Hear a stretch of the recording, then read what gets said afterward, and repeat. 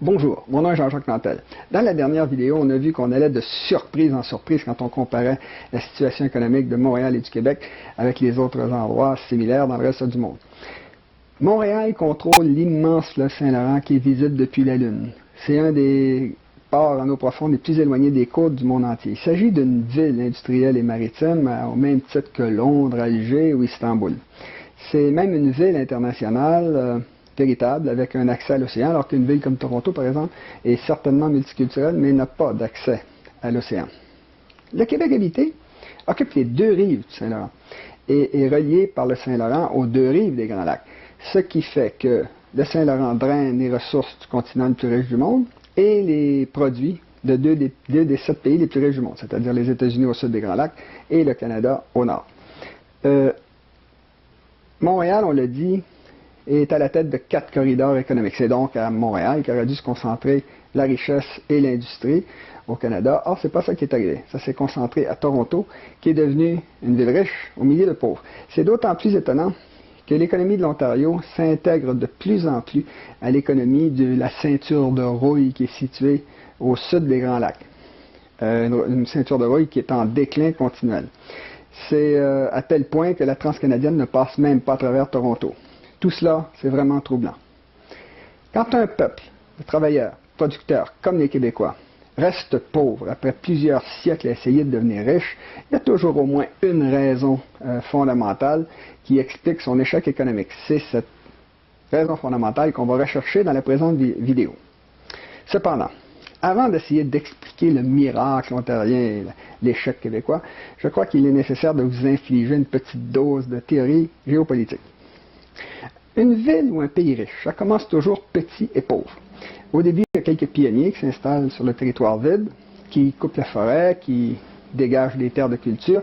Dès qu'il y a un petit peu de profit, ils se mettent à construire des sentiers de terre entre les fermes, mettre des ponceaux sur les ruisseaux, faire du drainage commun.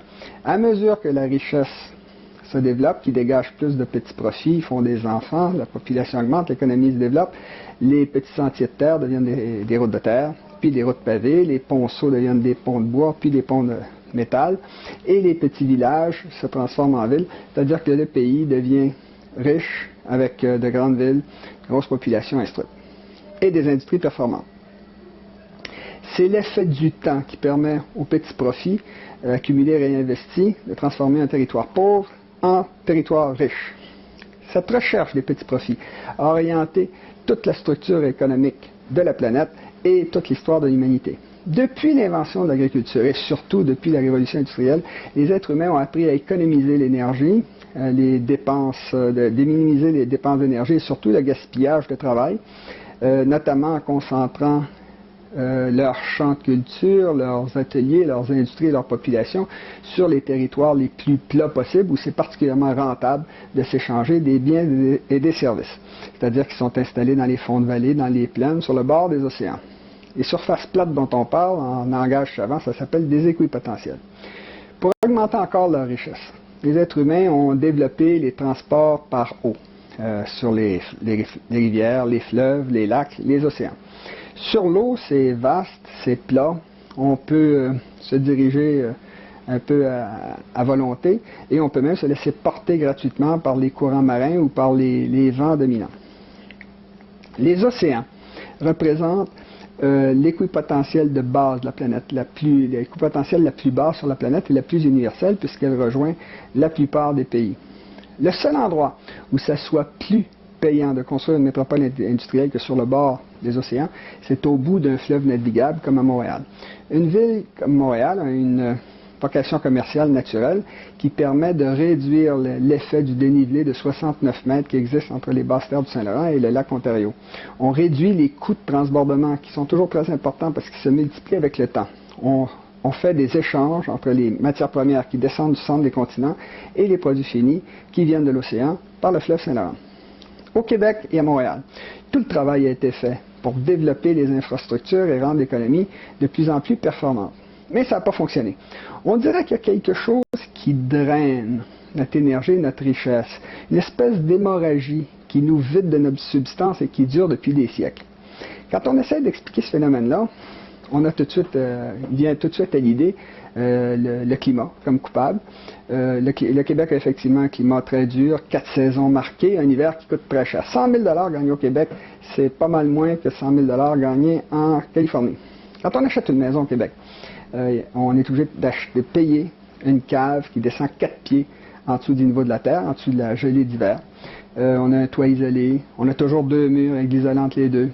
À l'époque, on s'isolait du froid de l'extérieur avec des doubles portes, des doubles fenêtres. Aujourd'hui, on utilise des portes et des fenêtres thermos qui coûtent pas mal plus cher que leur contrepartie habituelle. Au Québec, dans les maisons, il y a toujours un endroit où on met le matériel d'hiver l'été, le matériel d'été l'hiver. Et également un endroit où on met la fournaise. On est obligé de payer des tuyaux qui passent dans les murs pour alimenter la maison en chaleur ou des fils électriques qui vont jusqu'aux chaufferettes qu'il faut également payer.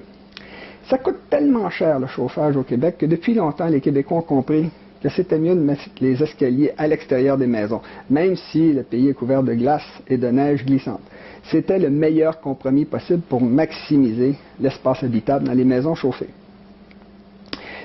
Les coûts d'hiver se répartissent se montre aussi dans le phénomène des vêtements.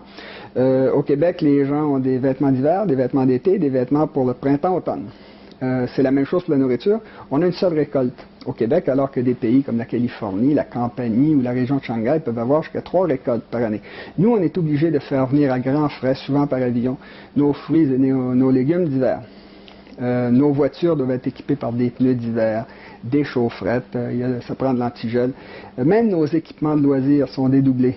On a des parcs dans lesquels il y a des balançoires, des terrains de football et des piscines pour l'été, et des patinoires pour l'hiver ou des centres de ski, des clubs de motoneige. À tout cela, à tous ces coûts-là, il faut ajouter les jours et les heures de travail perdus à cause des tempêtes de neige, les embâcles, les inondations au printemps, les brises-glaces sur le Saint-Laurent ou le déneigement. À Montréal, le déneigement des rues et des trottoirs coûte 145 millions en moyenne par année. Donc l'hiver coûte cher au Québec, mais il coûte presque aussi cher à Toronto, qui a à peu près le même climat, qui a les mêmes problèmes et la même technologie. Donc, l'explication climatique n'est pas bonne. Peut-être que c'est la localisation de Toronto qui est meilleure que ce qu'on a dit. Pourtant, non. Toronto est vraiment situé n'importe où, dans un seul des 4 corridors commandés par Montréal. Toronto et l'Ontario ne contrôlent même pas l'accès du Québec au marché du Midwest américain, étant donné qu'il existe une route alternative à peine plus longue qui quitte le Québec, qui rentre directement en territoire américain, qui longe la rive des Grands Lacs au sud, jusqu'à Chicago. Toronto est au sud de rien du tout. Le lac Huron est mal développé. Le lac supérieur, on l'a dit, est un presque désert humain. Et le nord de l'Ontario est carrément pas développé. Alors que du côté du Québec, il y a un 5e corridor économique important qui se dessine entre Montréal et les barrages de la baie James. Des barrages qui sont tellement importants qu'ils ont été déclarés un actif stratégique pour les États-Unis eux-mêmes. C'est donc pas la localisation qui explique les avantages de Toronto. Est-ce que c'est les ressources? Est-ce qu'il y aurait de l'or, du gaz, du pétrole près de Toronto? Rien. En tout cas, rien pour appeler votre mère. Ça serait l'intelligence? Est-ce que l'intelligence serait la raison? Ça serait les Canadiens anglais seraient une race, de super race, aux cheveux blonds, aux yeux bleus. Et nous, on serait une race de crétins parce qu'on a dégénéré, parce qu'on a du sang amérindien. Cette insulte raciste qui était très populaire au 19e siècle, où ça paraissait très mal d'avoir du sang amérindien, a complètement disparu avec les massacres nazis. C'est plutôt l'inverse qui est arrivé. Ils ont inversé l'insulte. Là, on est devenu la race de pur sang qui cherche à martyriser les minorités. L'explication raciale est d'autant plus mauvaise que moi, j'ai vécu plusieurs années au Canada anglais. J'ai étudié 2 ans à McGill. Je lis leurs journaux, je regarde leur télévision, leur radio. Et jamais dans ma vie, je n'ai rencontré de Canadiens anglais qui me faisaient dire « Ah! Quel génie incroyable, il mérite de vivre dans la richesse à Westmount et moi dans un petit quartier pauvre. » Du tout. C'était toujours des gens comme vous et moi, semblables à n'importe qui. Alors l'explication, est-ce que ce ne serait pas plutôt parce qu'on parle français alors que l'Amérique du Nord parle anglais?